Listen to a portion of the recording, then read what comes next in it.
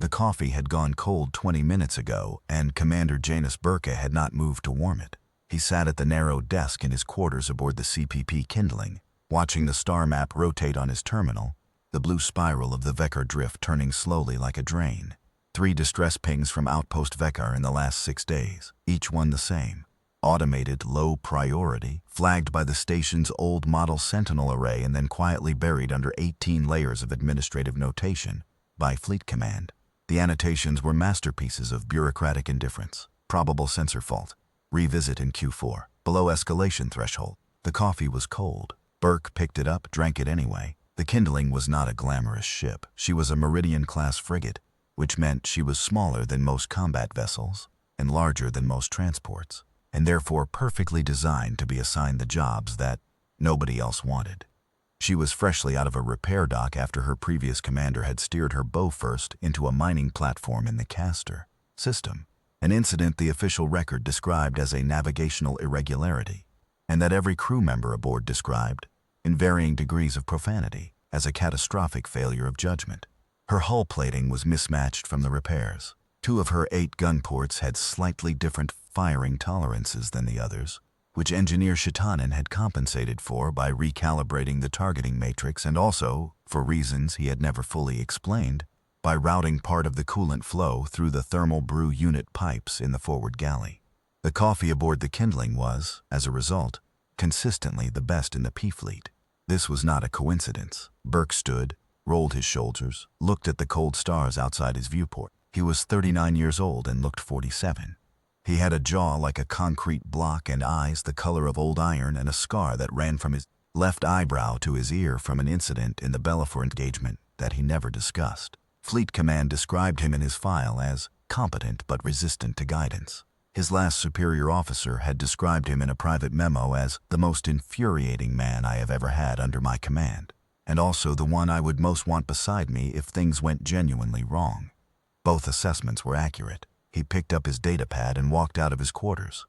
The kindling's bridge was small and utilitarian, 5 stations arranged in a horseshoe around the main viewport, every surface worn smooth by hands and elbows. At navigation, Ensign Fuvok was working through a star chart with the focused expression of a man trying to understand a map that had been written in a language he almost spoke. Fuvok was 24 and earnest in the way that only very young officers could be, the kind of earnest that hadn't yet been scraped off by the universe. He had graduated in the top third of his class, which was good, and he had a persistent habit of asking clarifying questions at moments that did not permit clarification, which was less good. Burke liked him anyway. At the science station, the alien liaison from the Volgari Diplomatic Corps sat with the preternatural stillness of a creature that had never once in its life experienced the urge to fidget.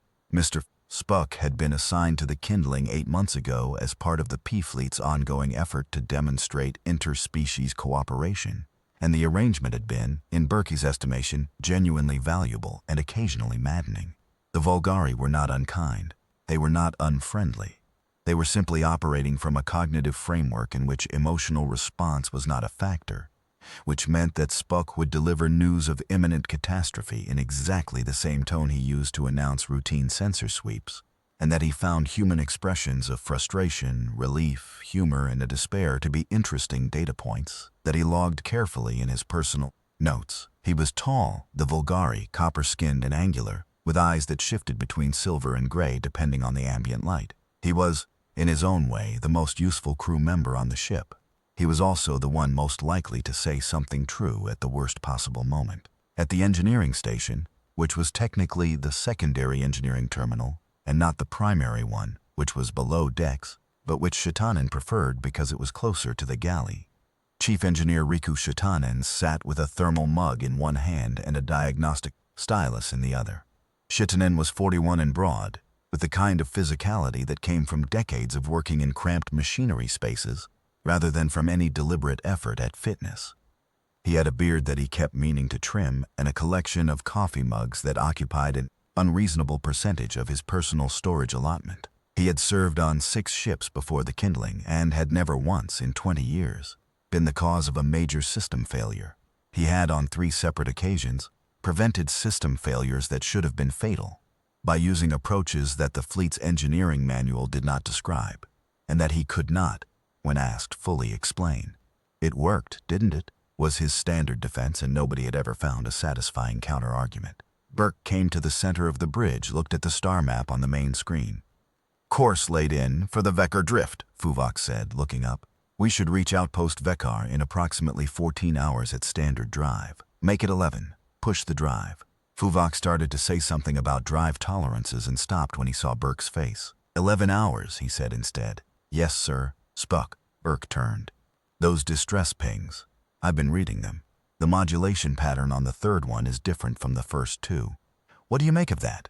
The Vulgari looked up from his terminal. The silver in his eyes was dominant today, which Burke had learned meant he had been doing sustained analytical work. "The third ping carries a secondary harmonic at 2.4 kilohertz that is absent from the first two. It is not a common artifact of the station's Sentinel array model. It is, however, consistent with a signal that has been filtered or partially suppressed before transmission." Suppressed by what? I would require more information to answer that with precision. However, the filtering signature is not of human origin. Burke was quiet for a moment. "You could have led with that." "I was building context," Spock said. "Humans tend to dismiss conclusions that arrive without supporting scaffolding. I'm not dismissing it. I want you to keep working on it. I want to know exactly what kind of filter that is before we arrive." He looked at Shitanen. "Rick, how are we for weapons?" Shitanen made a sound that was not quite a sigh and not quite a groan, but occupied the territory between them. 6 forward guns are nominal. Gun ports 7 and 8 are still running at the adjusted tolerance. Missiles are fully stocked. Shields are at 92%. There's a patch on the port ventral array that I keep meaning to replace but haven't got to. Get to it. I'll need to stop brewing." Burke stared at him. "The thermal brew unit shares coolant routing with the port ventral arrays." "I heard you." "First 14 times, Rick. Fix the shields. Brew the coffee before you start." Shitanen stood up, nodded with the gravity of a man given a sacred task, and headed for the galley. Burke looked at the star map again. The Vekar drift, slow and blue and distant. Outpost Vekar at its far edge, a small gray dot that Fleet Command had decided was below escalation threshold. He had a feeling in his chest that he had learned, over 20 years, to pay attention to. The immersion deck was a project that Fleet Command was very proud of. It was a full-sensory combat simulation suite, the newest version, installed on all Meridian-class frigates during the last refit cycle. The idea was that crew members could run through combat scenarios in perfect fidelity, practicing responses to crisis situations without any actual risk. The manual described it as a paradigm shift in operational readiness. Shitanen, who had been forced to give up a storage alcove for its installation, described it as a waste of perfectly good space that could have held 3 more brewing units. Burke used it twice a week, not because command required it, though they did. He used it because the scenarios were good, genuinely challenging, built by tacticians who had studied every major fleet engagement in the last 2 centuries, and because there was something useful, he had found, about sitting inside a simulation of catastrophe and making decisions. You learned things about yourself in the immersion deck that you didn't learn anywhere else. He plugged in at EO 600 on the morning of their second day, when the kindling was still 6 hours from the Vekar drift. The scenario he had queued was one he had run before. A Roma clan ambush on a convoy, outnumbered 4-1, limited shield capacity, comms partially degraded. The kind of situation that had killed 3 P-Fleet commanders in the last 8 years. He had survived it in the sim 11 times, and he had not survived it the other 4. The immersion deck was not comfortable. You lay in a narrow reclined cradle with a neural interface band across your forehead and electrodes at your temples. And then the world you were physically in simply stopped, and the world of the simulation began. It was precise enough that you could smell burning conduit and feel the vibration of impact through a simulated deck. Your body was here. Your mind was there. It was, Spock had once observed, very similar to certain Vulgari meditative disciplines, which had struck Burke as interesting and vaguely unsettling. He was 40 minutes into the scenario, convoy formation disintegrating, 2 escort ships already gone, 3rd damaged, when the simulation did something it had never done before. It flickered. Not a graphics error, not a processing stutter. The world of the simulation cracked for a moment, like old paint. Through the crack he saw, not his body in the cradle, not the immersion deck, but a warped, doubled image of the kindling's bridge, overlaid on the simulated bridge he was standing on. 2 realities at once. bleeding through each other. He blinked, the simulation stabilized, the convoy battle continued.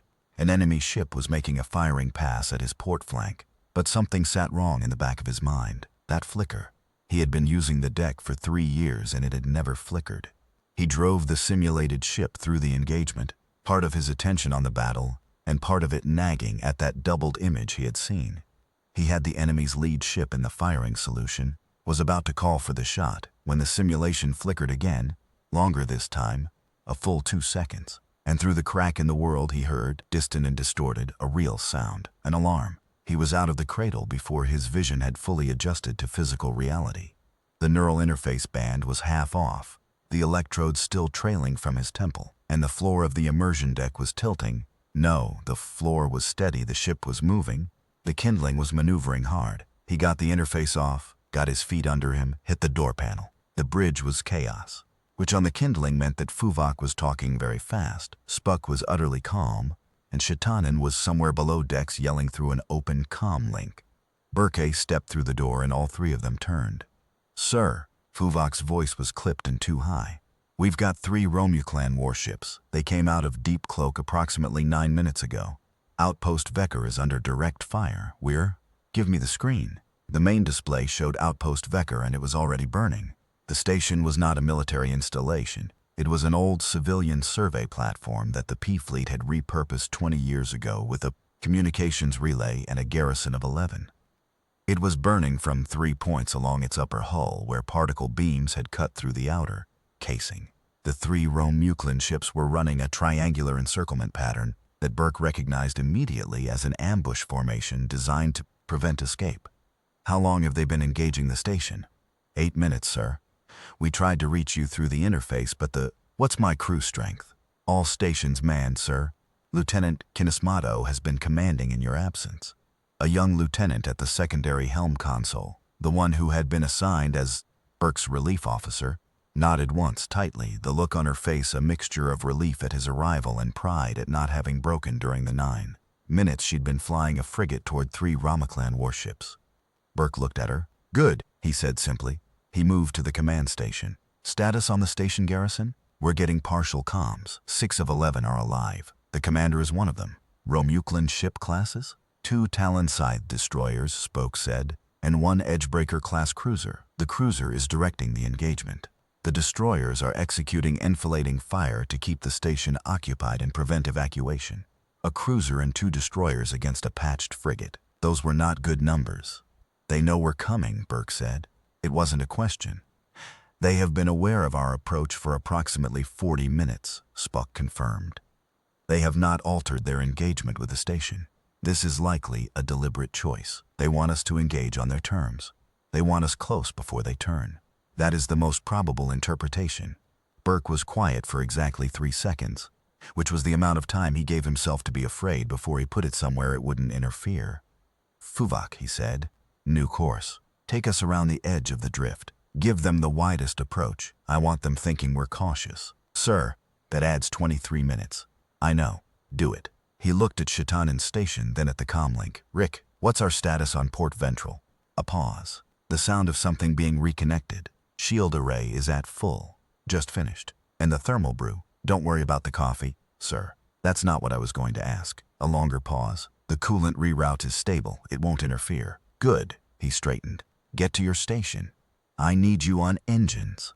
He stood at the center of the bridge and looked at the burning station and thought about the 6 people alive inside it, and about the 11 people who'd been there before the Romuclans came, and about Fleet Command's 17 layers of administrative annotation, concluding that this place was below Elsklishan threshold.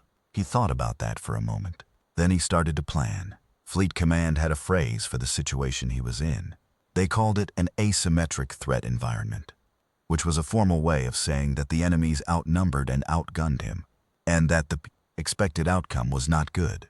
Fleet Command also, it turned out, had a second phrase for what they intended to do about it, and Burke heard that phrase 41 minutes later when he opened a command channel to headquarters and was connected, with unseemly speed, to Admiral Vicola.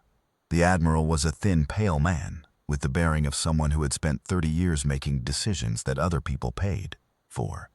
He had the kind of face that was good at projecting authority and not particularly good at projecting warmth.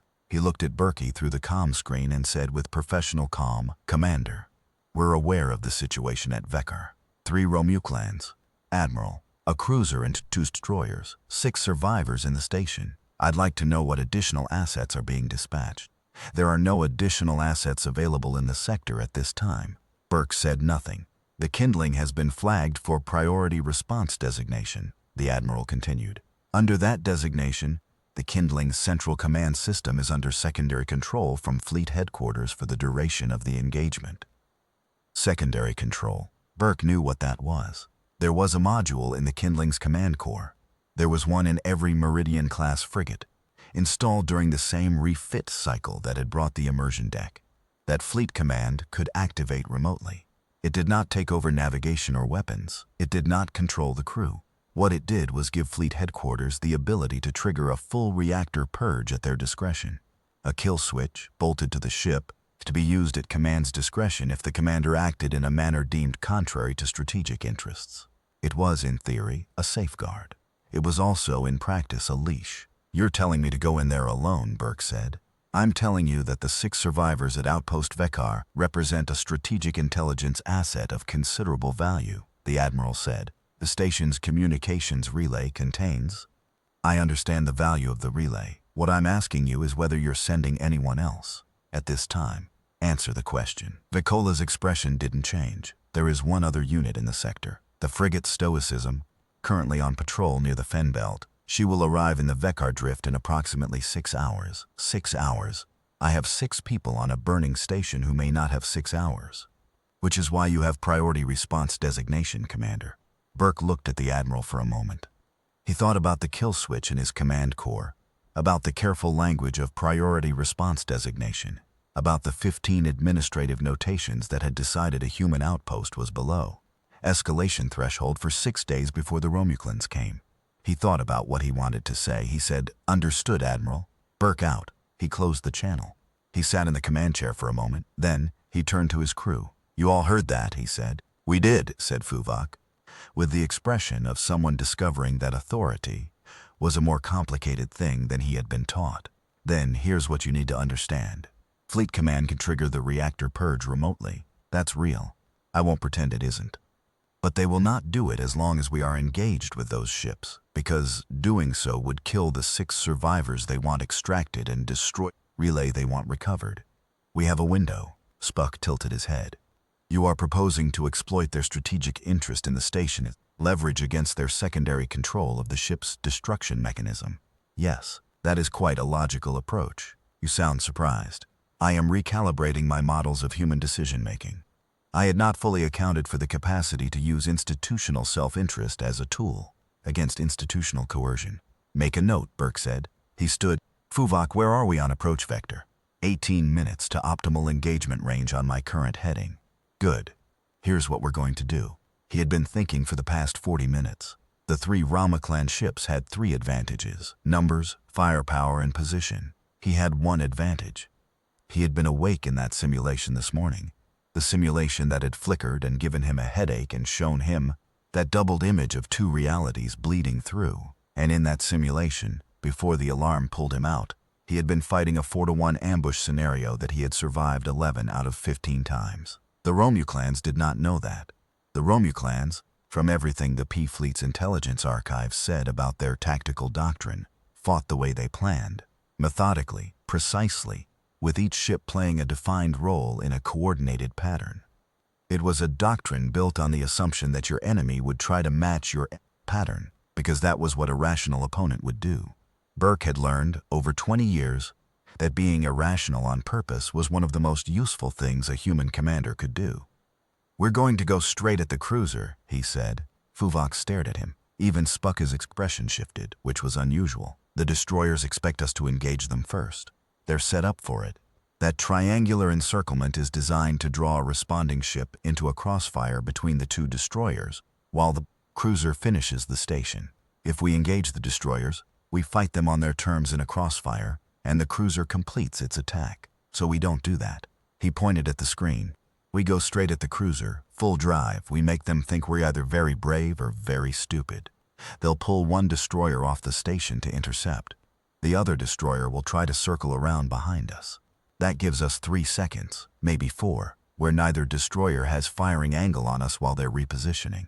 3 seconds is not much, Fuvok said. No, it is not. That's why I need you to fly very well, Ensign. He turned to Shatanan's comlink. Rick, I need everything from the drive. I also need to talk to you about gun ports 7 and 8. The sound of a thermal mug being set down on a surface. What about them? Can you widen the firing tolerance without losing accuracy? A pause. A long one. Define widen. I need them to fire at a 20-degree lateral offset from the main gun axis, without losing accuracy. An even longer pause. That's not what the tolerance adjustment was designed for. I know. That would require me to, actually, yeah. The sound of something being typed very fast. If I reroute the secondary targeting buffer through the brew unit's pressure regulator, you're going to reroute weapons systems through the coffee machine again. The pressure regulators are precision instruments. They can handle. Rick, it will work. Give me 14 minutes. You have 12. The comlink stayed open, and from it, over the next 12 minutes, came the sounds of a man deeply in his element. The click of connectors, the hum of systems being reconfigured, the occasional muttered profanity, the distinct sound of a coffee mug being placed somewhere safe before any serious work began.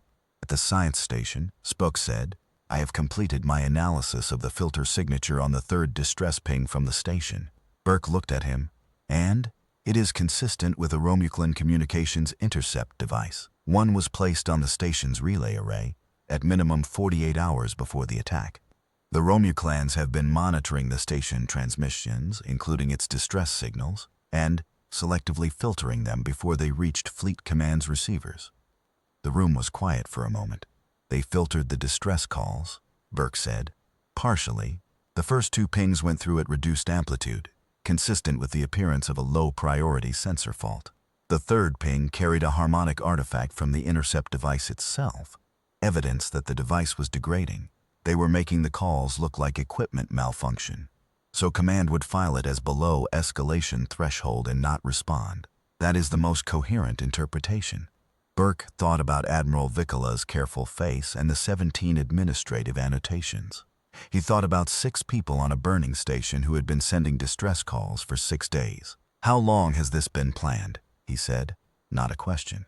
The intercept device placement suggests planning on a scale of at least 1 week. The attack formation and the use of deep cloak approach to the system suggest longer preparation. This was not an opportunistic raid. Spock's silver eyes met his. Commander, the Romulans knew that if they made this station appear to be a routine technical problem, Fleet Command would not respond. They know how Fleet Command thinks. They've been watching, Burke said quietly. For some time, I believe. Yes. Burke looked at the main screen, at the burning station, at the 3 ships in their triangular formation, patient and precise, executing a plan that someone had built across weeks of careful observation. Well, he said, let's give them something they haven't planned for. The first thing they hadn't planned for was the approach vector. The kindling came out of the Vekar drift's outer debris ring, not from the wide, cautious arc that a Meridian-class frigate approaching a superior force would normally use, but from the narrow, dusty throat of a secondary channel that the drift's navigation charts marked as non-viable for ships of the kindling's displacement. It was not non-viable. It was uncomfortable, and it required Fuvok to fly with a precision that turned his face the color of old chalk and made his hands rigid on the console. But the kindling was a small, maneuverable ship, and Fuvok was, in moments that required it, a considerably better pilot than his earnest, question-asking manner suggested. They came out of the debris channel traveling fast, faster than a responding ship should be traveling, fast enough that the Romulan fire control systems, designed to track vessels moving at standard approach speed, would need 3 full seconds to recalculate. 3 seconds was not much. 3 seconds, when a human was pushing a ship at maximum military drive toward the largest and most dangerous vessel in the engagement, was enough. The Romulan cruiser was a beautiful ship in the way that well-made weapons are beautiful, long and angular and built with a Predator's economy.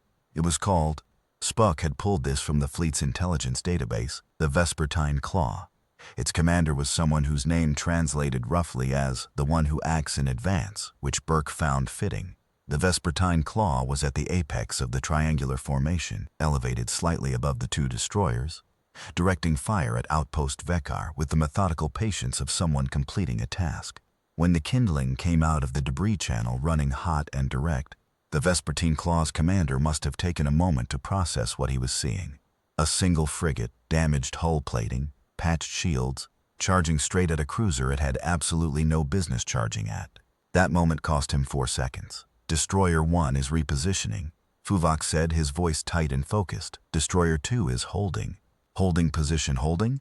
Shitanen's voice from the comlink, disbelieving. Destroyer 2 is holding, Spoke confirmed. It has not departed its attack vector on the station. I believe its commander is uncertain of our intentions and is waiting for orders. Good, Burke said. Fuvok, hard to starboard, 15 degrees down angle. Rick, gun ports 3-6, give me a firing solution on the cruiser's aft drive section. 7 and 8 on the repositioning destroyer. 7 and 8 are at offset, Shitanen confirmed. 22 degrees. The coffee pressure regulators are holding. In the background, faintly, there was the sound of the thermal brew unit doing something it had not been designed to do. It smelled, on the kindling's bridge, faintly, inexplicably, of very good coffee. Later, when the engagement was over and the kindling sensor logs were reviewed by fleet technical analysts, trying to understand what Shitanen had done to the weapons systems, one of them would note in her report that the secondary weapons targeting on gun, ports 7 and 8 had been routed, at the moment of firing, through an auxiliary pressure regulation system of a type normally used in food preparation equipment. She would flag this as unusual but operationally effective, and recommend further study. She would also note, separately, in a personal message to a colleague, that the sensor log showed trace residue of fresh brewed dark roast in the pressure line at the moment of firing, and that she found this either very funny or very poetic but couldn't decide which. The firing solution was clean. Ports 3-6 hit the Vespertine Claw's aft drive section with concentrated fire at close range, and the cruiser lurched forward, drive plasma venting from 2 breached containment points. It was not a kill shot. It was a disabling shot, and it was exactly what Burke had intended. The cruiser was now moving out of its command position at the apex of the triangle, and for a period of somewhere between 30 and 90 seconds, the Romuclan engagement formation had no directing intelligence. Ports 7 and 8, firing at the lateral offset that Shitanen had rigged, caught the repositioning destroyer mid-turn. The shot hit the destroyer's shield emitter array along its starboard flank. Not a kill shot either, but it walked the destroyer's shields down to 40%, and more importantly, changed its trajectory in a way that sent it spinning partially into the blind firing angle of its own companion. Destroyer 2, the one that had been holding and waiting for orders, now found itself in a situation where its companion was in its firing line, its command ship was venting drive plasma, and the frigate it had been observing was inside minimum engagement range and moving laterally. It did what the Romuclan tactical doctrine prescribed in this situation. It fell back to a secondary defensive position, reorienting to wait for new orders. They're pulling back, Fuvok said, disbelief and exhilaration fighting in his voice. Both destroyers are pulling back. Not for long, Burke said. Bring us around to the station approach. We're getting those 6 people out in the next 8 minutes, before they've reorganized. The cruiser's drive is damaged, Spoke reported.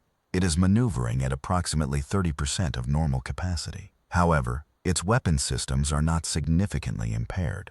When it completes the repositioning it is currently undertaking, it will be able to bring forward armament to bear on us within approximately 5 minutes and 40 seconds. Then we have 5 minutes and 30 seconds. Fuvok move. The evacuation of Outpost Vekar's 6 survivors was not graceful. The kindling's docking systems were not designed for rapid coupling with a station in active structural distress, and 3 of the airlock seals required manual override from the station side, which meant that Chief Warrant Officer Edda Langstrom, the surviving station commander, who had a burned left arm from where the first beam strike had come through the wall of her operations room, and a jaw set like she was angry at the universe itself, had to physically climb through a collapsing access corridor to reach the manual controls. When Burke, watching through the docking camera, told her to leave it and use the secondary airlock, she told him with precise and efficient language that she would not be leaving any of her people behind to navigate an alternative airlock while she was physically capable of opening this one. She opened it. All 6 came through. 3 were uninjured. 1 had a broken collarbone.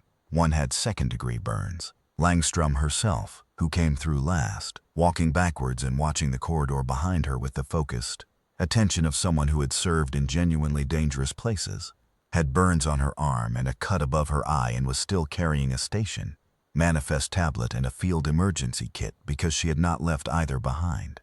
When she came through the airlock and the seal closed, she straightened and looked at the rating who had come to assist with evacuations, and she said, "Who's your commander?"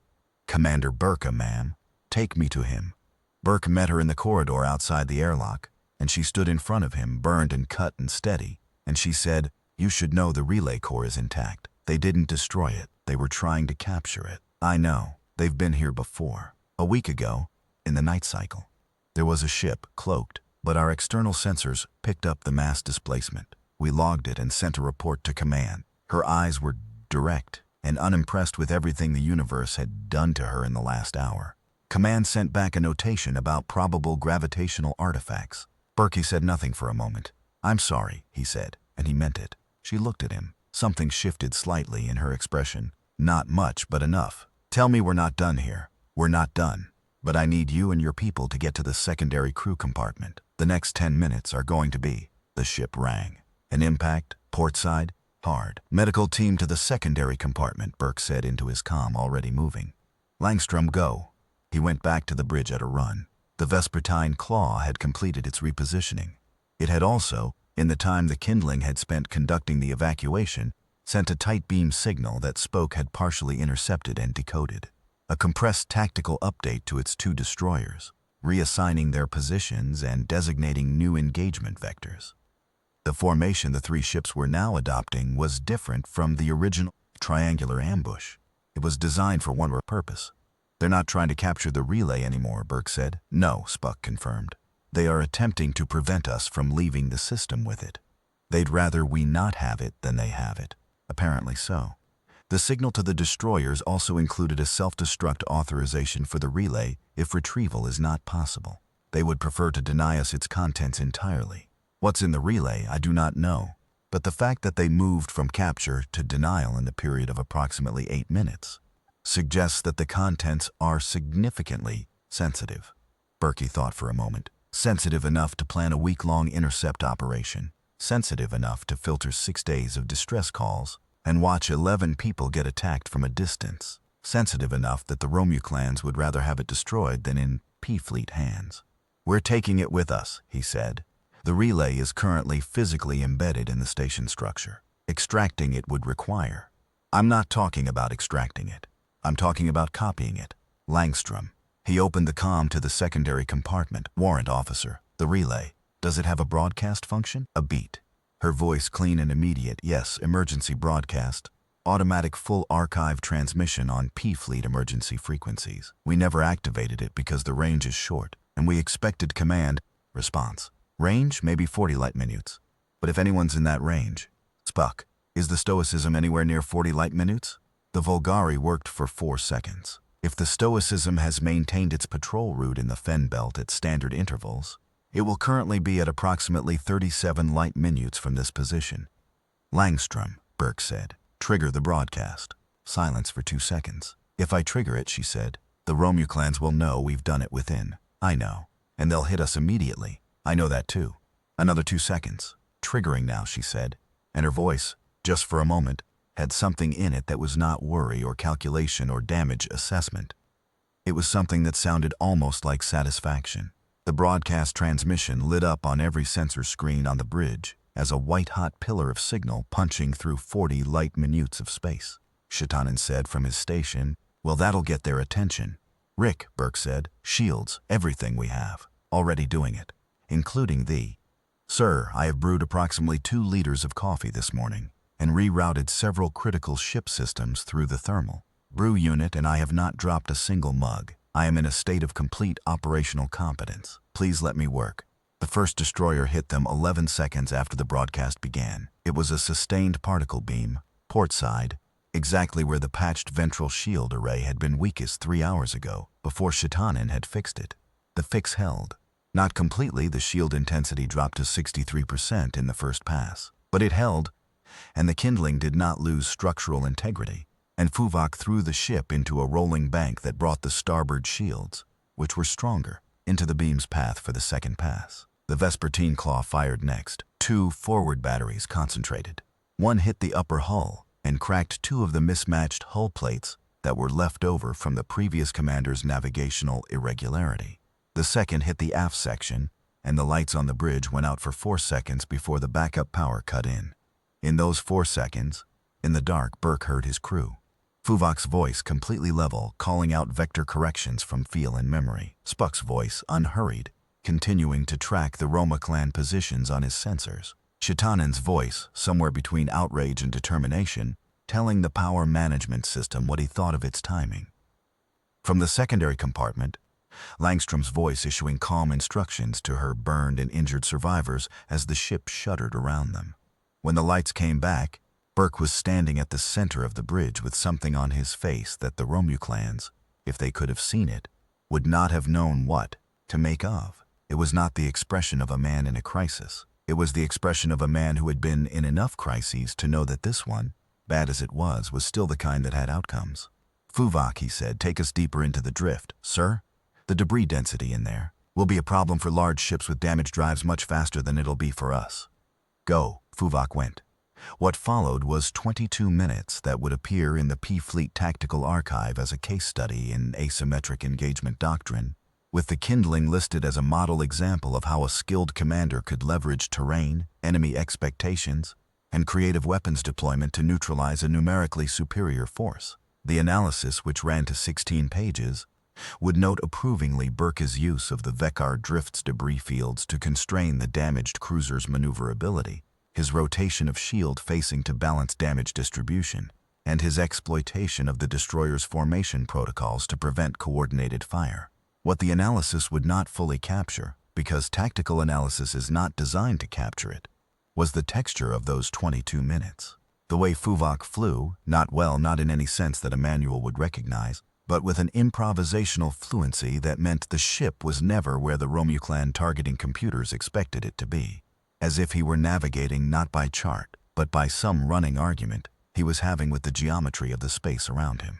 The way Chitanen's engineering responses were less like standard damage control and more like a sustained conversation with a ship he knew better than he knew almost anything else. Rerouting, adjusting, compensating, muttering, keeping systems alive that should have failed 4 different times. The way Spock called targeting data and position reports with exactly the same tone he used for everything, steady and precise, and how Burke had learned that this steadiness was not indifference, but was, for the Vulgari, the equivalent of a human running very hard. The way Burke himself moved through the crisis, which was the way he always moved through crises. Not calm, exactly. He felt everything. He always felt everything. The fear and the urgency and the particular jagged feeling of knowing that people were depending on him, but contained. The feeling stored somewhere where they could do their work and not obstruct his thinking.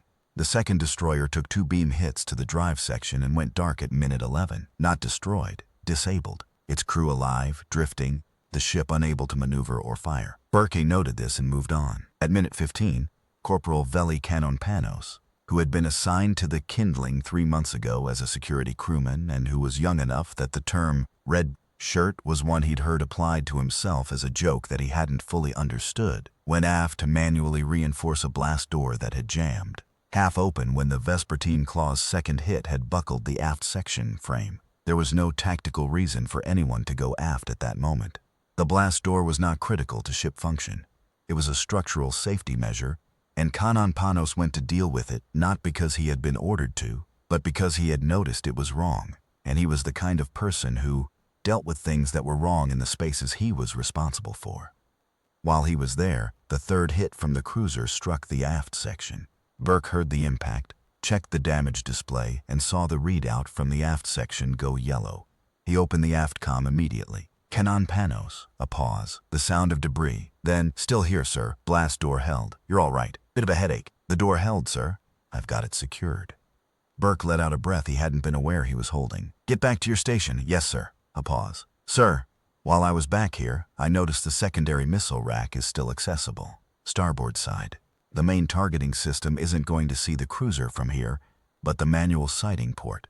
Burke was at the tactical screen immediately. What's your angle? I've got maybe 30 degrees on the cruiser's port flank. It's inside its shield emitter rotation. It's a gap. Shitanen. I see it, Shitanen said immediately. Manual launch. Old style, no targeting computer. Kananpanos, can you operate a manual launch sighting? I've run the drill twice, sir. Run it a third time. Now. Shitanen, talk him through it.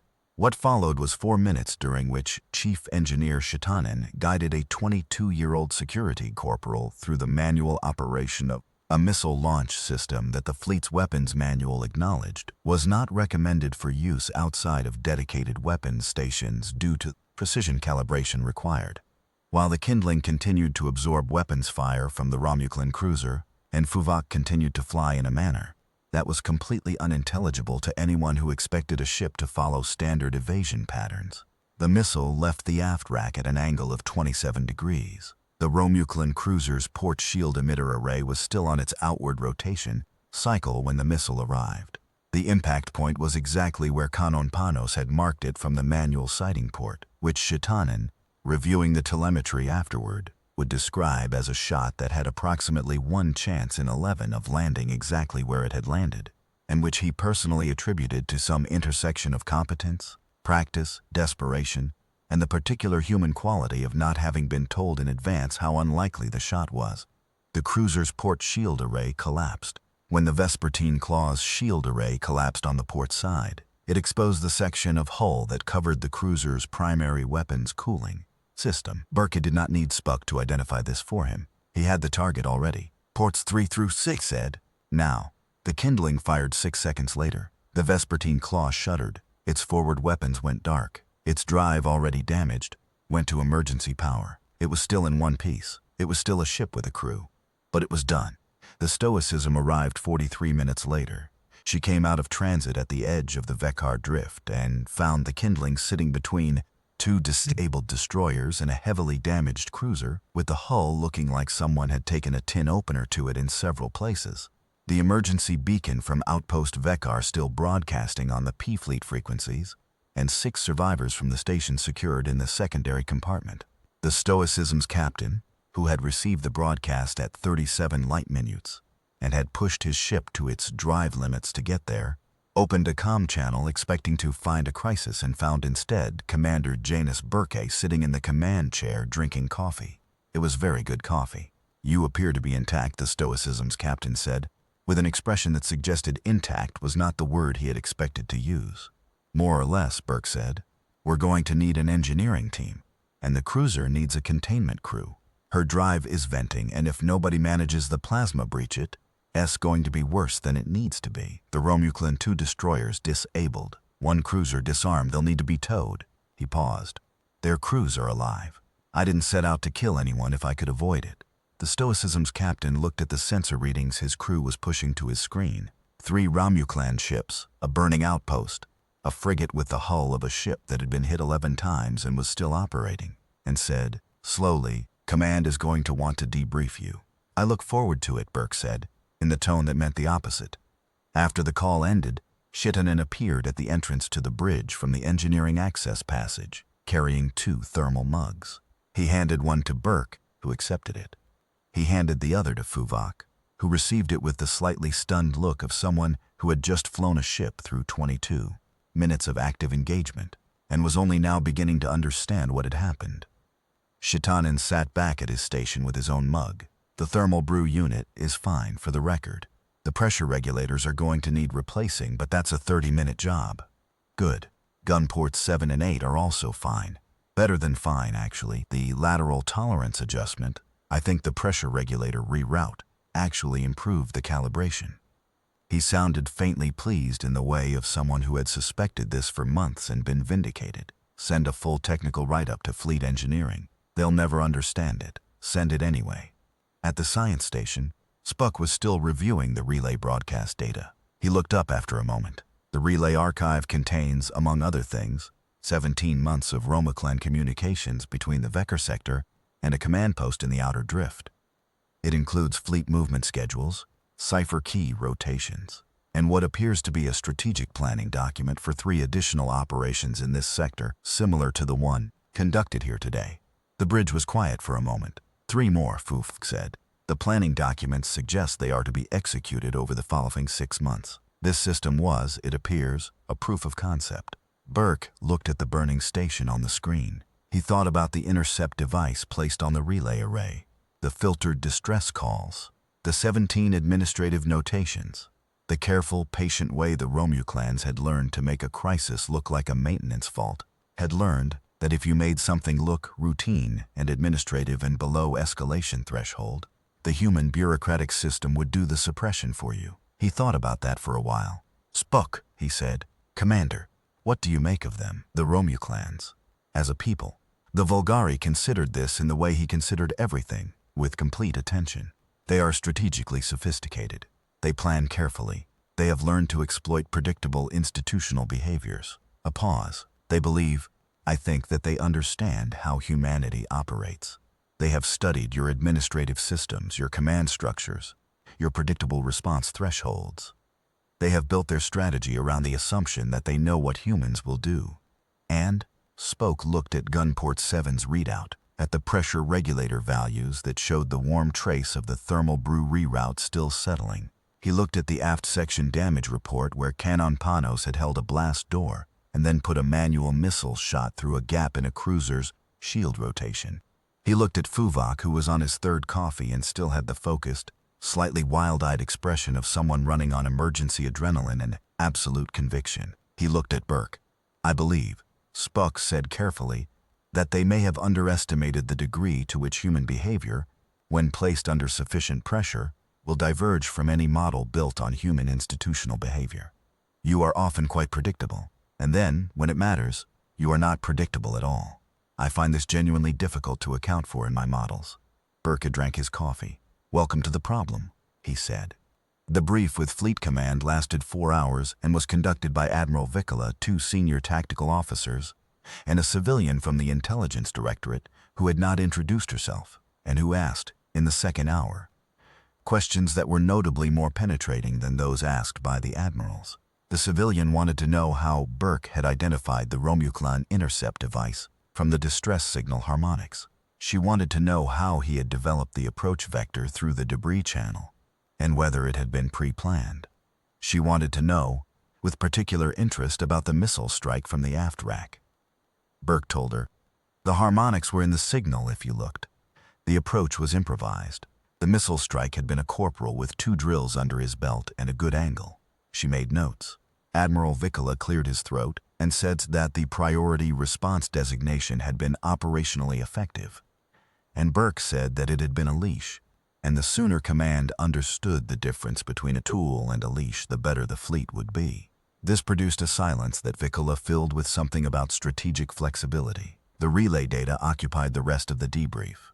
It was clear, by the end of the 4 hours, that what had been extracted from Outpost Vekar's archive was genuinely significant enough that the Intelligence Directorate civilian was no longer taking notes, and was instead listening with the absolute attention of someone recalculating a great many prior assumptions. After the debrief ended, Burke walked back to the kindling. Warrant Officer Langstrom was in the medical bay, arm bandaged, eyes clear.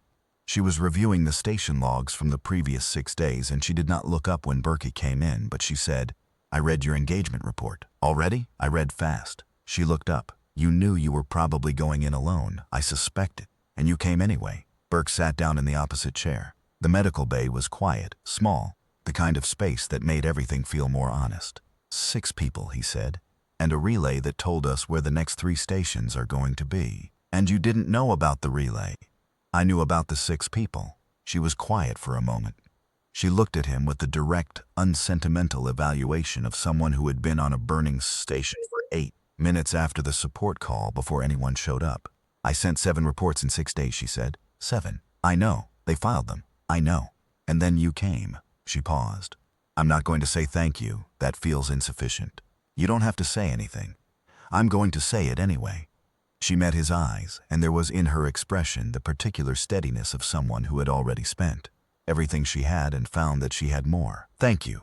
Burke nodded. He didn't say anything for a moment. Then, your station commander's log, the last entry, the one you transmitted with the broadcast. I read it. You wrote it in the 40 minutes between the attack and our arrival. She said nothing. Most people wouldn't have had the composure. In the middle of that, someone needed to record what happened, she said simply.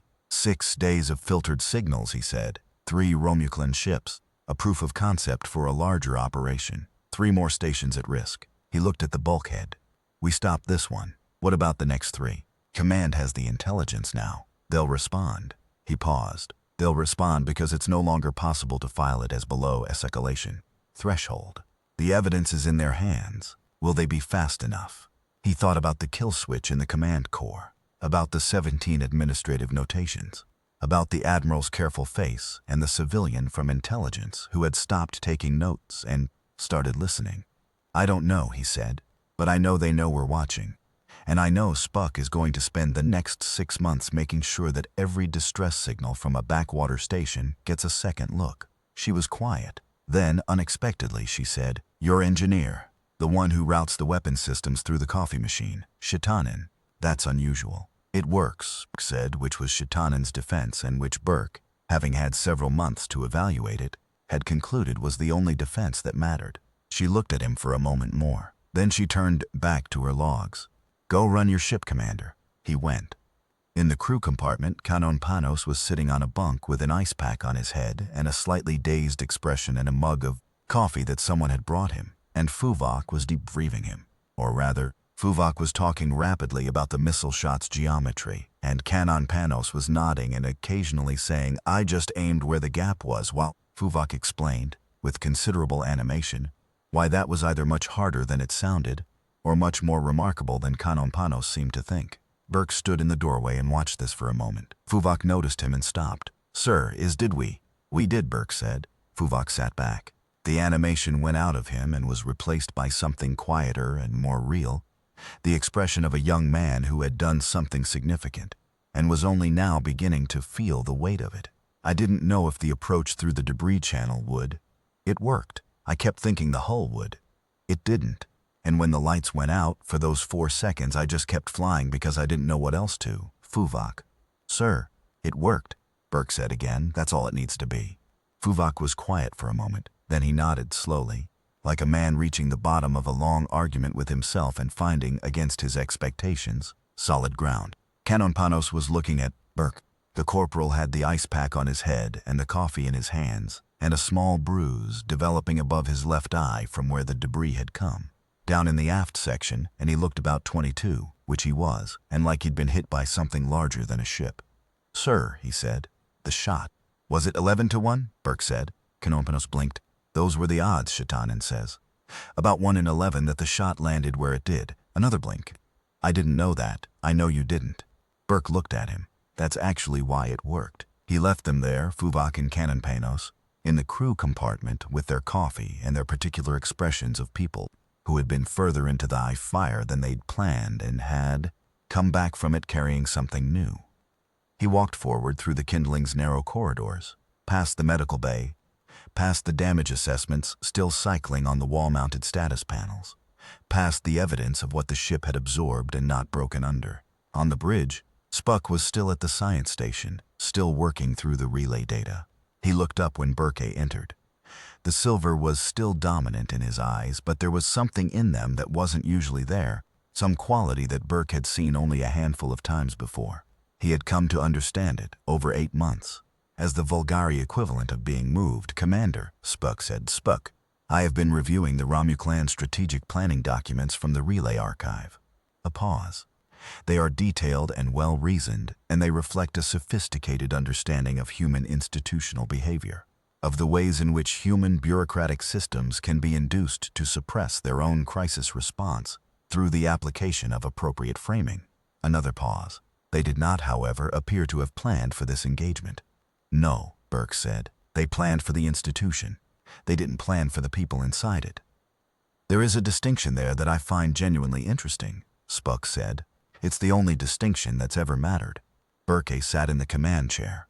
The main screen showed the Vecker drift, and beyond it the Stoicism moving containment teams to the disabled Romulan ships, and further back the burning station that was still standing, scorched and damaged but structurally intact, its relay core having broadcast its full archive to the people who needed it before the Romulans could stop it. Shitanen came to the bridge carrying 2 mugs and handed one to Burke, who received it as the thing it was. A small, stubborn act of normalcy in the aftermath of something that had tried very hard to be catastrophic.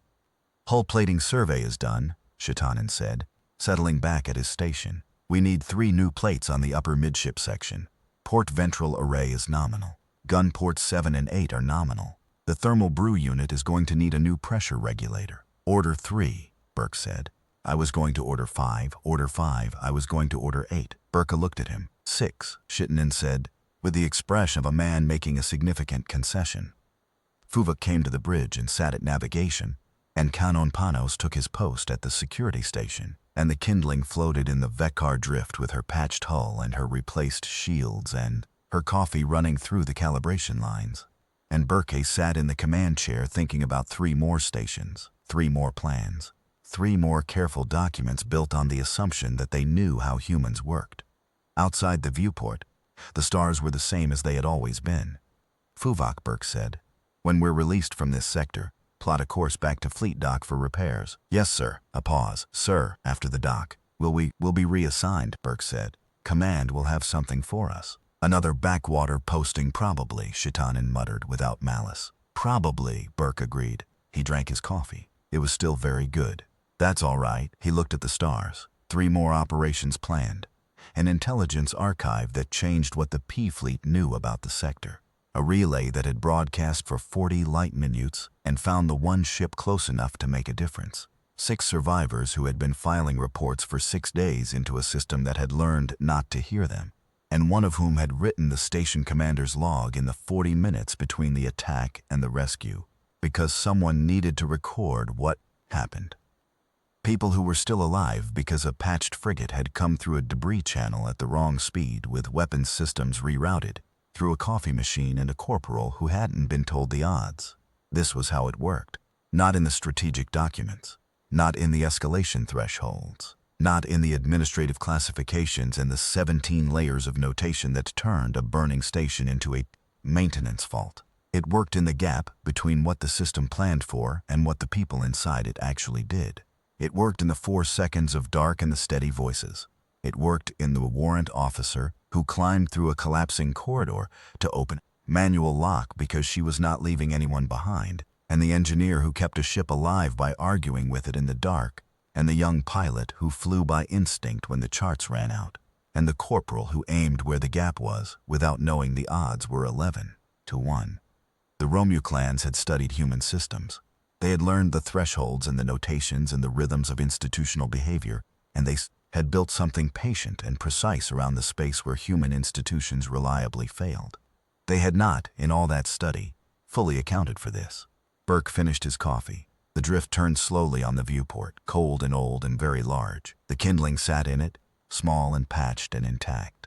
He opened the command log and began to write his after-action report. He wrote it carefully, with specific attention to the relay data and the Romuclan planning documents and the intelligence implications, and also with specific attention to Gunport 7 and 8's performance, and to the role played by Corporal Kanon Panos in the aft section, and to the flying of Ensign Fuvok through the debris channel, and to the engineering judgment of Chief Engineer Shitanen throughout the engagement. He wrote all of it down, because someone needed to record what happened, and because the records that told the truth, the ones that didn't bury things in notation and reclassification and escalation thresholds, were ones that changed what the institution knew about itself. He filed the report and sat back. "Course plotted for Fleet Dock," Fuvok said behind him. "We're not released yet," Burke said. "Stand by." "Yes, sir." He sat at the center of the bridge in the quiet after and looked at the stars, and waited for whatever came next. The coffee was still warm. The night cycle on the kindling was a courtesy more than a reality. Space did not have day or night. The ship's chronometer did, and it enforced a 12-hour cycle of reduced lighting and quieter systems that Fleet medical standards required, and that Burke honored because the research was clear. Crews who slept performed better than crews who didn't, and crews who performed better came home. It was not a complicated calculation. In the night cycle, 4 hours after the battle, the kindling sat in the Vekar drift with running lights and containment teams and the stoicism moving methodically between the disabled Romuclan ships, and Burke could not sleep. He had a file open on his personal terminal. It was the intelligence archive from the relay. The portion Spook had already decoded and flagged. He had read it twice. He was reading it a third time. The Romuclan planning documents were meticulous. They were the work of analysts who had spent a long time watching the P-fleet from the outside and building, piece by piece, a model of how the human administrative machine operated. It was not a contemptuous model. It was not the work of enemies who underestimated humanity. It was the work of enemies who had studied humanity with considerable patience and intelligence, and had correctly identified the points at which human systems, not human people but human systems, were most vulnerable. The model described a fleet in which authority was hierarchical and response was threshold dependent. An institution that processed information through layers of notation and classification, each layer adding weight to the signals that arrived at the top and reducing the apparent urgency of anything that did not meet a formal criterion. A system in which individual captains in the field were equipped with remote kill mechanisms precisely to ensure that they would not deviate from institutional doctrine, because institutional doctrine was the thing that the Romuclan planners had learned to work around, and any deviation from it was a threat to their operational model. They had not planned for Burke, not because Burke was exceptional. He was experienced and capable and not easily frightened, but none of that was unique. The model had encountered commanders like him before, and had accounted for them. The model's failure was more fundamental than that. The model assumed that institutional pressure, the kill switch, the priority response designation, the weight of Admiral Vicola's careful expectations would be the determining variable in the behavior of the humans it faced. That the right institutional leverage, applied at the right moment, would produce a predictable response. What it had not accounted for was the specific and very human quality that made institutional pressure less reliable than it appeared. Not courage, exactly, not defiance. Something more mundane and harder to model, the capacity for a person at the moment of decision to find something that mattered more than the consequences of deviation, and to act accordingly. 6 people on a burning station. He closed the file and looked at the drift through the viewport for a while.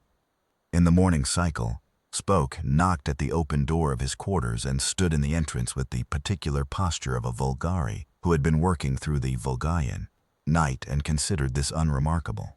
"The relay data includes something I did not flag in my initial review," he said. Burke was already dressed. He had not, in the end, slept much. "Come in." Spock entered and stood with his hands behind his back. "The Romuclan planning documents reference a fleet element I have designated as Group Vostar. It is not a combat formation. Based on the communications in the archive, Group Vostar is an intelligence and infrastructure operation. The element responsible for the intercept, device placement, the signal filtering, the long-term pre-positioning work that preceded this engagement, and the 3 planned subsequent operations. The people who make the crisis look like a maintenance fault. Yes, Group Vostar has been operational in this sector for, based on the archived communications, approximately 14 months.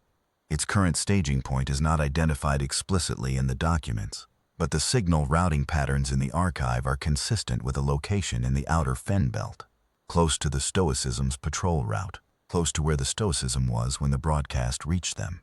Within 17 light minutes, I estimate." Burke was quiet for a moment. If Group Vostar detected the Stoicism's response and saw the broadcast transmission from the relay, they would know that the archive has been compromised, Spock completed. They would know that their planning documents and communication records are in P-fleet hands. They would have 2 options: relocate immediately or attempt to recover or destroy the relay data before it reaches Fleet Command. They watched the whole engagement from the Fenbelt staging area. If my positional analysis is correct, yes. Then they know we're still here. They know the Stoicism is still here. They know we haven't left the system yet. Yes. Burke stood. He looked at Spock. The Vulgari's expression was the expression of someone who had brought a match to a room that had gasoline in it, and wished to make sure the person holding the match understood the situation. "How long before the Stoicism is finished with containment and we can both leave the system?" Spock calculated. 4 hours and 17 minutes at current operational pace. And in those 4 hours and 17 minutes, if Group Vostar decides that preventing the relay data from reaching Fleet Command is worth the operational exposure, they would need to act quickly. But they have ships. The staging area comms in the archive include references to 3 vessels designated as Fast Intercept class. The Edgebreaker variants the Romuclans use in that role have a maximum transit speed approximately 40% higher than either the Kindling or the Stoicism. They could beat us out of the system in 4 hours, yes. Burke looked out the viewport at the drift, at the Stoicism moving between the disabled Romuclan ships, at the burning outpost still standing, its relay having done its job. I need to wake the crew, he said. I anticipated that, Spock said. I have already prepared the thermal brew unit. Burke looked at him. Shatanan showed me the procedure, Spock said. It is not, I will admit, a process I expected to find meaningful. However, I have come to understand that the preparation of coffee on this ship is a functional pre-combat ritual with measurable crew readiness implications, and I see no reason not to adopt effective practices. Burke stared at the Vulgary for a long moment, at the angular, copper-skinned alien who had been assigned to his ship 8 months ago as a diplomatic courtesy, and who had spent those 8 months logging human behavior in his personal notes and learning to fly a frigate's sensor suite with a precision no human operator had achieved, and who had apparently also learned how to make coffee. He said, "Is it good?" I followed Shatanan's process exactly. That's not what I asked. A brief pause. I believe it is good, Spock said, although my sensory evaluation of it is of course limited. I can confirm that the pressure readings on the thermal brew unit during the process were optimal. That's the most Vulgari sentence you've ever said. I have said many Vulgari sentences. This one was the most. He followed Spock to the forward galley, which was barely large enough for 2 people to stand in, and accepted the mug that Spock had prepared with care that was evident in the temperature and the color. He drank it. It was, in fact, very good. The Kindling called the Stoicism to battle ready at 0430. Spock's intercept analysis had located what he believed was Group Vostar's communications relay, a passive repeater buoy left in the outer drift that was feeding compressed signal to the Fenbelt staging area. The buoy was a technical insertion, subtle, the work of careful hands. Spock had found it by looking for the filtering signature, the same harmonic artifact that had been on Outpost Vekar's 3rd distress ping, present as a residue in the background signal environment of the whole system. Once he knew what it looked like, it was visible. He presented this finding to both commanders on the shared channel, and the Stoicism's captain had the expression of someone rapidly revising how much he understood about what had been happening in this sector for 14 months. The relay buoy is live, Spock said. Group Vostar is receiving real-time sensor feed from this system. They have observed the entire engagement and the subsequent containment operation. They know the status of the 3 Romuclan ships. They know the broadcast from Outpost Vekar's relay was transmitted and received. Then they know it's over, the Stoicism's captain said. They know this operation is over, Burke said. That's not the same thing. He looked at Fuvok's navigation display and thought about the 3 planned subsequent operations in the archive, about the other stations, about the careful 14-month work of Group Vostar, building the infrastructure of a strategy designed to make crises look like maintenance, faults, and rely on human institutions to suppress their own response. That infrastructure did not disappear because one operation had failed. It was still out there. The buoys, the intercept devices, the signals architecture, the staging area in the Fenbelt. It was the work of people who planned carefully and executed patiently, and had, until this week, every reason to believe that their model was working. We need the staging area location, he said. Not estimated, confirmed. I can improve the positional estimates, Spock said. If the relay buoy transmits a response signal while we are monitoring, we would need to provoke a transmission. How? The simplest method would be to destroy the buoy. Group Vostar would respond with a status query to their field assets. Confirmation that the buoy has gone dark. That query would originate from the staging area and give us a precise location. And then they'd know we were hunting them. They already suspected. Burke looked at the Stoicism's captain. The other captain looked back. They were both thinking the same calculation. The staging area was in the Fenbelt, which was the Stoicism's patrol territory, which meant it was the Stoicism's jurisdiction and the Stoicism's call. But the data that had made the staging area findable was in the relay archive, which the Kindling had extracted. My ship took the damage today, Burke said carefully, and my crew found the buoy. Your ship is in worse repair to pursue a fast intercept contact, the Stoicism's captain replied, equally carefully. They looked at each other. Together, Burke said. Together, the other captain agreed. Shitanen was already at his station when Burke came to the bridge. He looked up with the expression of someone who had reviewed the hull plating survey and the weapons status, and made an engineering judgment about the reasonableness of a second engagement, and who had concluded that the coffee would help. "How bad?" Burke said. "We are, technically speaking, in a condition that fleet maintenance guidelines would classify as requiring dock inspection before further operational deployment. But the guns work, the drive works, the shields are good, and I have not run out of coffee." He paused.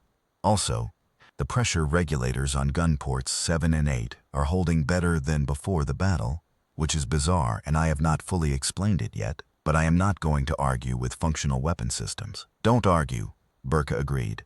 "Fuvok, plot us a course to the relay buoy." The buoy was destroyed at 0512. The response signal from Group Vostar's staging area arrived 11 seconds later, and Spock had the precise location before the signal had finished, transmitting a point in the outer fen belt between two asteroid clusters, exactly where the archive communications had suggested but not confirmed. What the two P Fleet frigates found when they arrived 47 minutes later was not a battle. The staging area had been a mobile installation. 3 fast intercept ships, a subsignals platform, and a compact command module, all designed to be deployable within hours if the staging point was compromised.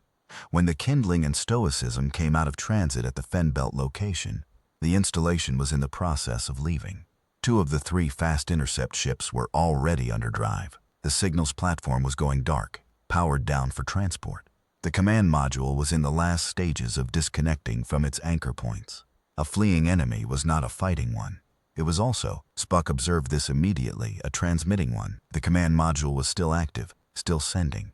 Compressed signal, high priority encoding, directed not back into the drift but outward, toward the deeper systems. "They're reporting to their command," Burke said. "Yes," Spock said. "They are also transmitting what appears to be a complete operational archive, their own records, personnel, asset lists, forward deployment plans. They're burning the archive." "No." Spock's voice was measured, but there was something underneath it. "They are transmitting it. The destination is a relay point at the outer edge of this system. From there, it would route onward through the Romuclan communications network too. Their command doesn't know this operation failed. They need to tell them." "Yes." "And in telling them, they are transmitting their entire operational picture, including all the details of the 3 subsequent planned operations, with updates, with current status, with the operational parameters that were not in the relay archive." Burke looked at the transmission on the screen, at the compressed burst going outward toward the edge of the system. He looked at the Stoicism's captain on the shared channel. "If we intercept that transmission," he said carefully, "we have everything. All 3 planned operations, updated, current. We need the command module intact." The Stoicism's captain said, "Yes, the fast intercept ships will fight." "Yes." A pause. "Your ship damaged." "My ship's guns work," Burke said. "And I know what their fast intercept tactical doctrine looks like. I read it this morning, in the archive we pulled from the relay." He looked at the display. "They're built for speed and individual attack runs. They don't expect to fight 2 ships at once. Split formation. You take the port 2, I take the starboard one. Drive hard, cut their approach lines. 3 minutes. 3 minutes. About 3. The other captain was quiet for a moment. Then, "Burke, you're aware that by the time we're done here, you're going to have been involved in 3 separate engagements in a period of about 14 hours in a ship. That fleet guidelines say, needs dock inspection." "I'm aware, and when the debrief happens, I'll enjoy it," Burke said, in the tone that meant the opposite but in a different way than it had before. This time it was almost true. The engagement lasted 4 minutes and 7 seconds, which was 4 minutes and 7 seconds longer than 3 minutes, because the fast intercept ship's commanders were good, very good, trained to the teeth, fast and aggressive, and willing to use the asteroid clusters as cover in ways that required Fuvok to make a series of navigation decisions that were, in retrospect, either very skilled or very lucky, and that Fuvok himself, when asked later, described as both probably, but I am not confident about the proportions. The 3rd fast intercept ship, the one that had not yet come to drive when the engagement began, did not join the fight. Its commander, watching the engagement from the staging area's anchor point, opened a comm channel to Burke 8 seconds into the fighting and transmitted a formal cessation code. Not a surrender, a cessation. There was a difference in Romuclan tactical protocol. Cessation was a bilateral acknowledgement of unproductive engagement, a signal that both parties recognized the outcome and wished to avoid unnecessary casualties. It did not imply defeat. It implied pragmatism. Burke received the cessation code and looked at it for a moment. He opened the channel. If we acknowledge the cessation, I need the command module transmission halted. A pause. Then in the modulated formal cadence of a Romaclan officer, the transmission has been halted, and I need the command module transferred to P-Fleet custody intact. Another pause. Longer. The contents of the command module, the Romaclan voice said carefully, include personnel records and operational details of a sensitive nature. I know, Burke said. Those records in P-Fleet hands would, yes, Burke said, they would. The longest pause yet. Acknowledged, the Romaclan voice said. Cessation accepted. Command module available for transfer. The fast intercept ships did not fire again. The command module was brought alongside by the Stoicism's boarding team. The 3 Romaclan ships held position, and then, when the module was secured, departed the fen belt at speed. Berkey watched them go. Shatanen appeared at his shoulder with a mug. Did that just? Yes, because they realized. Yes, and we didn't even have to. Sorry. Burke took the mug. He looked out the viewport at the fen belt, at the place where the Group Vostar staging area had been, and was no longer. At the command module now aboard the Stoicism containing, Spuck was already confirming, a complete archive of all 3 planned subsequent operations updated as of this morning, with current personnel and asset lists and timeline details and, in a nested file that Spoke was working through with increasing attention, what appeared to be a comprehensive record of the entire 14-month intelligence infrastructure that Group Vostar had built in this sector. 3 stations that aren't going to burn, Burke said quietly. If Command does something with this, they'll have a hard time filing it as below escalation threshold, Shatanen said. They will. He drank his coffee. It was good. It was always good. That, at least, was a constant. The debrief, when it came, lasted 3 days. It was not the 4-hour conversation with Admiral Vicola that had followed the first engagement. It was a formal proceeding with a review board of 5 senior officers and 3 intelligence analysts and the civilian from the intelligence directorate who had never introduced herself and who, this time, arrived already debriefed and with the expression of someone who had spent 2 days reading and was now here to understand the things that the documents hadn't explained. Burke sat before the board for 3 days and answered their questions. He answered questions about the approach through the debris channel and the lateral offset on gun ports 7 and 8, and the missile shot from the aft rack and the relay broadcast decision, and the relay buoy and cessation negotiation with the Romaclan Fast Intercept commander. He answered questions about the kill switch in the Kindling's command core, which he answered with the directness of someone who did not intend to pretend it had not been a factor in his calculations. He answered questions about 3 subsequent planned operations, and the commanders of all 3 threatened stations were in the room for those answers, and their faces told a story he did not need to read aloud. On the 3rd day, the civilian from intelligence asked the question she had been building toward. "Commander," she said, "your engagement at Outpost Vekar has resulted in the recovery of the most significant intelligence archive this directorate has received in approximately 7 years. Your subsequent action in the Fen Belt has effectively dismantled a 14-month Romaclan intelligence infrastructure in this sector and provided us with current operational data on 3 planned operations that we can now prevent." She paused. "What I want to understand is, when you made the decision to proceed into the Vekar system alone, without additional assets, knowing the force disparity, what was the decision based on?"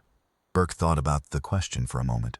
6 people on a station, he said. She looked at him. "That's the whole answer." "That's the whole answer," a brief silence. "The intelligence value, the relay data, the subsequent Fenbelt operation, were a result of the decision, not the basis of it." He looked at her steadily.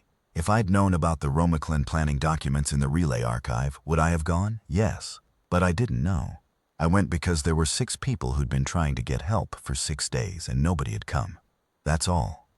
She wrote something in her notes. She looked at it for a moment. Then she said, "I want to be honest with you, Commander. The institutional review of Fleet Command's response to the Vekar distress calls, the 17 administrative notations, the escalation threshold classifications, that review is going to be uncomfortable for a number of people. I expect so. The system worked exactly as it was designed to, and the result was a burning station. Yes. And a single commander who decided to go anyway. Someone had to. She looked at him for a long moment. She had the expression of someone who had spent a long time working within institutions and who had, over that time, developed a complicated relationship with the space between what institutions did and what people did. The kill switch, she said finally. Did you believe we would activate it? I believed you wouldn't, as long as we were engaged. And if you'd been wrong, he was quiet for a moment, then we'd have been wrong. But the decision was still right. She looked down at her notes. She was quiet for several seconds. For the record, she said, and I want this on the record, the priority response designation and the secondary control mechanism will be under review. There are circumstances in which institutional safeguards become institutional obstacles, and this engagement demonstrated that distinction clearly enough that it cannot be filed as a navigational irregularity. She used that last phrase deliberately, and a couple of the board members, who knew what had happened to the kindling's previous commander, looked startled. Burke's expression did not change. He drank his water because he had not been offered coffee in 3 days, which was the only part of the proceeding he found genuinely difficult. After the review board, Burke found Langstrom in the Fleet Medical Facility. Her arm was healing. The burns were responding. She was sitting up in the bed with a data pad and an expression that suggested she had spent the last 3 days reading everything she could access about the post-engagement proceedings which she had. The review board, she said. How did it go? As well as it could. The kill switch review. They're actually going to do it, not file it as something else. The civilian from intelligence put it on the record specifically. In those terms, Langstrom considered this. She used to be field, she said, before intelligence. She was a station commander in the Outer Belt systems, about 15 years ago. Her station had a distress signal situation. Burke looked at her. I looked her up, Langstrom said simply, when I met her at the board session. A pause. Her station got a response. She got a response. Then she knows, Burke said. She knows exactly what the difference is. Langstrom set down the data pad. The 3 subsequent operations, are they being acted on? All 3 stations are on elevated response status. Actual elevated status, not the administrative kind. I saw the orders before I came here. She breathed out. It was not a dramatic expression. It was the expression of someone for whom the difference between 6 days of filtered distress calls and an actual response was not abstract. Langstrom, Burke said. What was on the relay, the thing they wanted to capture? She looked at him. You had time to read through it before the attack. You knew what was in there. A pause. Then, Group Vostar's contact list. Not just in this sector. The full network. 14 months of assets and placements and intercept devices and signal filtering infrastructure. But also the names. The people inside P-Fleet institutions who had been, knowingly or unknowingly, processing the filtered signals as routine. The administrators who had been trained over 14 months to see certain kinds of distress calls as noise. Burke was quiet for a long time. That's what they were trying to recover, he said. Or destroy, yes. She met his eyes.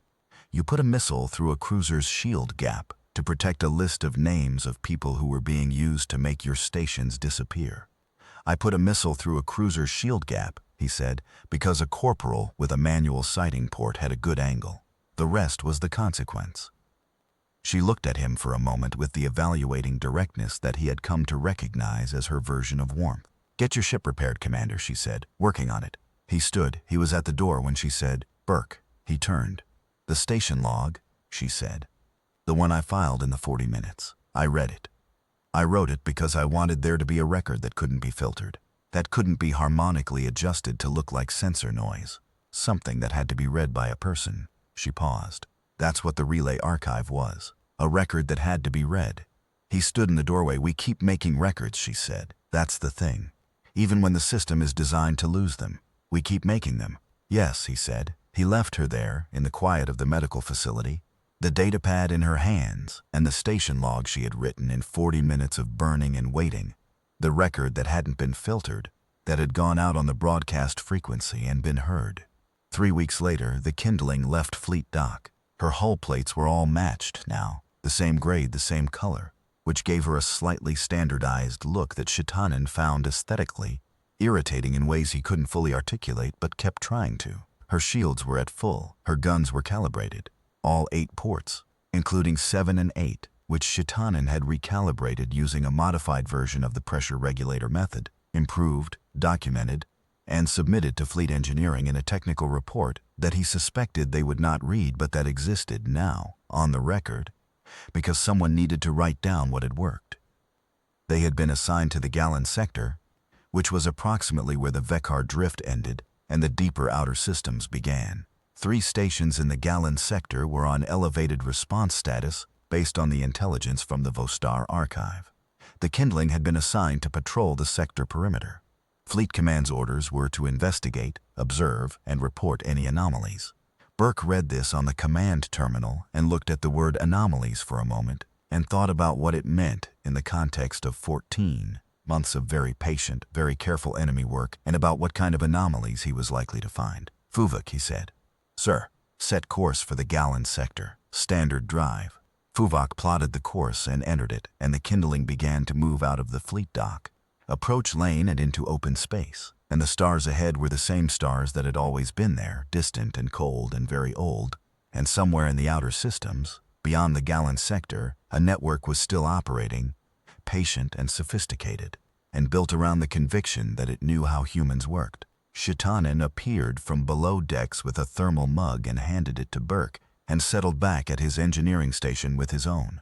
At the science terminals, Spock was already running sensor sweeps of the approach corridor. At navigation, Fuvok was watching the course plot with the focused attention of a young officer who had flown a ship through a debris channel at an inappropriate speed and come out the other side knowing something about himself that he hadn't known going in. The coffee was good. It was, as far as Burke was concerned, always going to be good. Shitanen had documented the process, 4 separate methods depending on the ship's operational status.